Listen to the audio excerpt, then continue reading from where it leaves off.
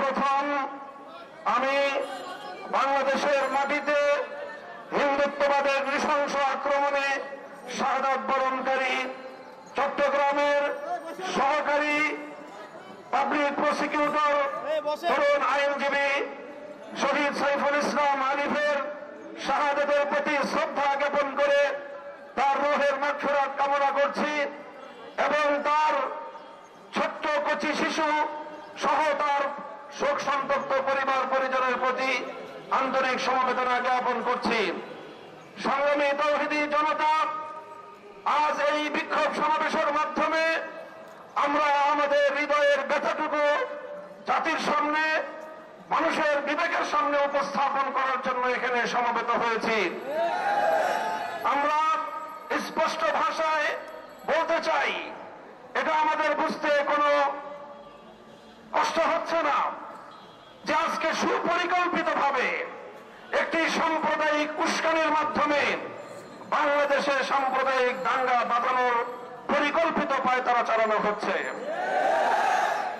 শহীদ সাইফুল ইসলাম আলিফের হত্যাকাণ্ডের ঘটনা নির্মম, শুধু বর্বর নয় বরং ঘৃণ্য এক হত্যাকাণ্ড।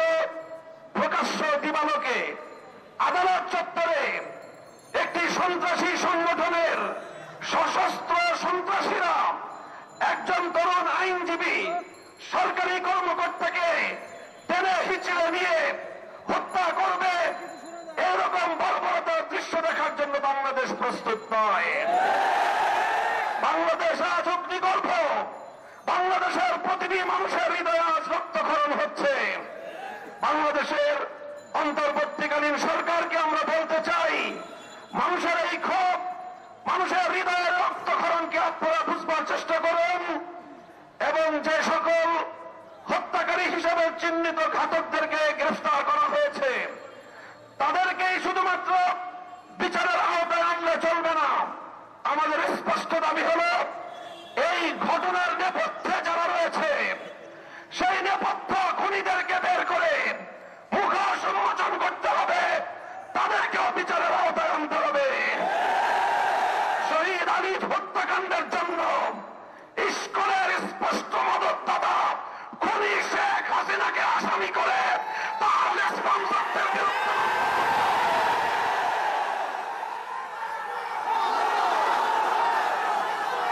আমরা স্পষ্ট ভাষায় বলতে চাই, বিগত 15 বছর আমরা দেখেছি বাংলাদেশের অভ্যন্তরীণ প্রতিটি বিষয়ে কিভাবে শুধু অসৌজন্যমূলক নয় বরং কূটনৈতিক শিষ্টাচার বর্জিত বাংলাদেশের অভ্যন্তরীণ ইস্যুতে চরম নগ্ন হস্তক্ষেপ করে বাংলাদেশের জনগণকে আহত ক্ষতবিক্ষত করে তুলেছে ভারত। আমরা ভারত রাষ্ট্রের বাংলাদেশ নীতির তীব্র সমালোচনা করছি। ভারতকে আমরা স্পষ্ট বার্তা দিতে চাই, বাংলাদেশ নীতি পরিবর্তন করো, তোমরা বাংলাদেশ নীতি পরিবর্তন করো। বাংলার 20 কোটি মানুষ তোমাদের বিরুদ্ধে রাজপথে নামবে। বাংলাদেশ থেকে ভারতের কূটনৈতিক সম্পর্ক ছিন্ন করার জন্য দেশের মানুষ বাধ্য হবে। আমরা স্পষ্ট ভাষায় বলতে চাই, আইন শৃঙ্খলা রক্ষাকারী বাহিনীকে আমরা বলতে চাই, চিন্ময় কৃষ্ণ দাস তার তৎপরতার দ্বারা কথা দিবালোকের পরিষ্কার, সে ভিনদেশী গুপ্তচর হিসেবে ভূমিকা পালন করছিল। বারবার সে তার সেই প্রভুর দেশে গিয়ে সেখান থেকে নির্দেশনা নিয়ে এসে বাংলাদেশের অভ্যন্তরে নৈরাজ্য সৃষ্টি করবার পায়তারা চালিয়েছে। দিনের পর দিন, মাসের পর মাস প্রশ্রয় আশ্রয় থেকে ভারত এবং আওয়ামী লীগের যৌথ প্রযোজনায় ইস্কন তৈরি করা হয়েছে। এই ইস্কনকে নিষিদ্ধ করার মধ্য দিয়ে আওয়ামী লীগ এবং ভারতকে স্পষ্ট বার্তা দিতে হবে, বাংলাদেশ তোমাদের ষড়যন্ত্রের কাছে মাথা নত করবে না। আমরা রক্ত দেব, আমরা জীবন দেব, আমরা লড়াই করব, বাংলাদেশের গৌরব রক্ষা করব, রক্ষা করব।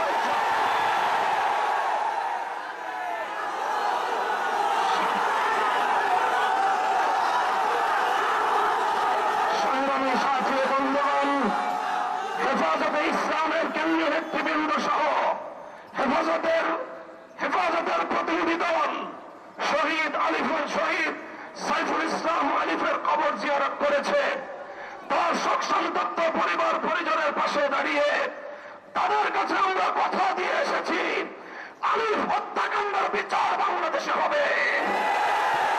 শহীদ আলিফ যে জন্য জীবন দিয়েছে, ভারতীয় আধিপত্যবাদকে বাংলাদেশ থেকে রুখে দেওয়া হবে ইনশাআল্লাহ। ভারত যদি এখনো বাংলাদেশের মানুষের পালস বুঝতে ব্যর্থ হয়, বাংলাদেশের মানুষের বিপ্লবী ক্ষমতাকে যদি ভারত নেগলেক্ট করবার চেষ্টা করে, অসম্মান করবার চেষ্টা করে, ভারত তুমি খামখাম হয়ে যাবে, পার্শ্ববর্তী কোন একটি দেশের সঙ্গে তুমি সুসম্পর্ক রক্ষা করতে পারোনি। প্রতিটি রাষ্ট্রের অভ্যন্তরীণ বিষয়ে হস্তক্ষেপ করে তুমি সার্ক অঞ্চল থেকে তুমি একঘরে হয়ে গিয়েছ। তোমার পাশে কোন দেশ নাই। চারপাশ থেকে আমরা ক্ষুদ্র শক্তিগুলো যদি তোমার হাত পা নাক চেপে ধরি, তুমি দম নিতে পারবে না, বিশ্বাস নিতে পারবে না। বাংলাদেশের বুকের উপর দিয়ে তোমার সেবাদাসীকে বসিয়ে তুমি একতরফা ভাবে একটার পর একটা চুক্তি করে বাংলাদেশ বিরোধী সকল স্বার্থকে ধ্বংস করে একতরফা ভারত সকল স্বার্থ নিয়ে গিয়েছে। বাংলাদেশের বিরুদ্ধে ভারতের বিগত 15 বছরের সকল ষড়যন্ত্রকে আমরা নিন্দা জানাই এবং আবারও স্পষ্ট ভাষায় ভারতকে বাংলাদেশ নীতি পরিবর্তনের আহ্বান জানাই। আমি বলতে চাই, পলাতক শেখ হাসিনা, ফ্যাসিবাদী শেখ হাসিনা, খুনি শেখ হাসিনা অসংখ্য অগণিত খুন এবং হত্যাকাণ্ডের আসামি। বাংলাদেশের বন্ধু রাষ্ট্রের দাবি করে তুমি বাংলাদেশের এই খুনি আসামিকে মাসের পর মাস তুমি প্রশ্রয় দিচ্ছ। আবার এখন তোমার কোলে বসে সে বাংলাদেশের ইসকনের পক্ষে সাফাই গায়। বাংলাদেশের মানুষকে এতটা দুর্বল ভাবলে ভুল করবে ভারত। অতীতে আমাদের অনেক ঐতিহ্য রয়েছে, ইতিহাস রয়েছে। আমরা ছোট হতে পারি, আমরা ভীরু কাপুরুষের দল নই।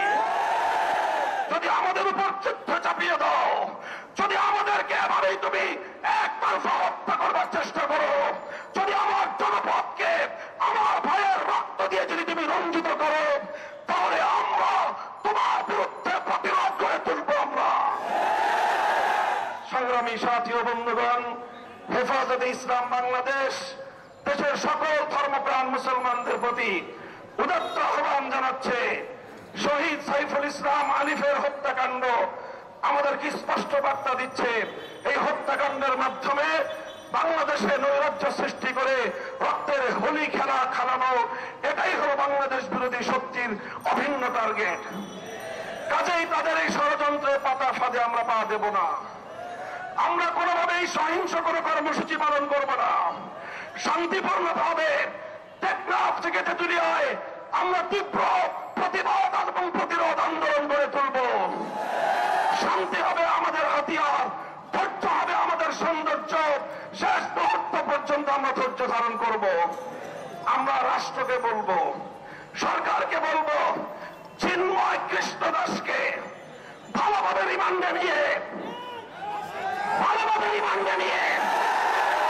জিজ্ঞাসাবাদ করে বাংলাদেশ বিরোধী ষড়যন্ত্রের তথ্যগুলো তার কাছ থেকে আপনারা উদ্ধার করুন। শেখ হাসিনা তাকে কত টাকা দিয়ে তার সন্ত্রাসী বাহিনীকে দেশের বিরুদ্ধে লেলিয়ে দিয়েছে সে তথ্য উদ্ঘাটন করুন। ভারত তাকে বাংলাদেশের অখণ্ডতা ধ্বংস করবার জন্য কিভাবে উস্কানি দিয়েছে, কি তাকে মন্ত্র দিয়ে বাংলাদেশে বারবার পাঠাচ্ছে, সেই তথ্যগুলো উদ্ঘাটন করে জাতির সামনে আপনারা বাংলাদেশ বিরোধী সকল অপশক্তির মুখ সম্মোচন করে দিন। সংগ্রামী সাথী ও বন্ধুগণ, সর্বশেষ আমাদের দাবি হল শহীদ সাইফুল ইসলাম আলিফ হত্যাকাণ্ডের জন্য প্রত্যক্ষ এবং পরোক্ষভাবে যারা যারা জড়িত অনতিবিলম্বে তাদেরকে আইনের আওতায় এনে দৃষ্টান্তমূলক শাস্তির ব্যবস্থা করতে হবে। সেই সঙ্গে সন্ত্রাসবাদী জঙ্গিবাদী সশস্ত্র সংগঠন হিসেবে সৌদি আরব, চায়না, মালয়েশিয়া সহ পৃথিবীর বড় রাষ্ট্রের মতো বাংলাদেশেও ইসকনকে নিষিদ্ধ করতে হবে। আমার পূর্ববর্তী বক্তারা বলেছেন, আওয়ামী বিরোধী আন্দোলনের সারির সম্মুখ কাতারের কোন কোন রাজনৈতিক দলের নেতারা মায়া কান্না কাঁদেন, স্বপ্ন দেখছেন ভারতের অনুকম্পা নিয়ে ক্ষমতায় যাবেন। আল্লাহর নামে শপথ করে বলতে পারি, ভারতের আর কোন স্পেন্সার বাংলার ক্ষমতার মসনদে আসতে পারবে না। কাজেই বাংলাদেশের জনগণের পাশে দাঁড়ান, ভারতকে নয় দেশের জনগণকে খুশি করুন। ইনশাআল্লাহ বাংলাদেশ সেই আধিপত্যবাদের যুগকে পেছনে ফেলে এসেছে।